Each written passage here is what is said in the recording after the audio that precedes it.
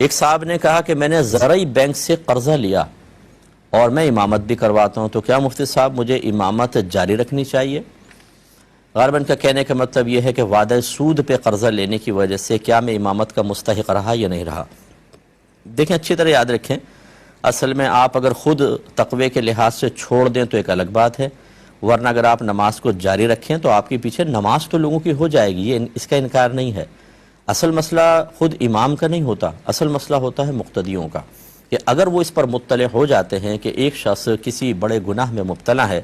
تو پھر یہ ان کا جان لینا یقینی سی بات ہے کہ اس امام کے پیچھے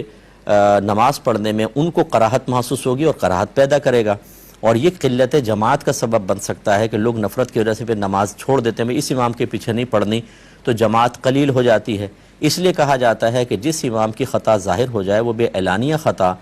اور مستقل بنیادوں پہ وہ کر رہا ہو، تو پھر اس کو معزول کرنا چاہیے۔ ہاں کبھی اچانک کوئی ایک آدھ خطا بڑی ہو گئی اور ظاہر ہو گئی اور وہ اعلانیہ توبہ کرے اور آئندہ کے لیے اس خطا سے محفوظ رہے تو پھر تو گنجائش نکل سکتی ہے، لیکن اگر قوم بہرحال اس سے نفرت کر دے اور اظہار کر دے اور نہ پڑھے پیچھے نماز، تو پھر امام کو چینج کرنا چاہیے۔ لیکن اگر آپ نے قرضہ لیا ہے اور کوئی کسی کو علم نہیں ہے تو پہلی بات تو یہ کہ لینا نہیں چاہیے تھا۔ ہمارا مشورہ ہے کہ فوراً سے پیشتر اس کو آپ ادا کر کے ختم کریں، اپنی امامت آپ جاری رکھ سکتے ہیں جب تک کہ آپ کا یہ معاملہ لوگوں کے سامنے منکشف نہ ہو جائے۔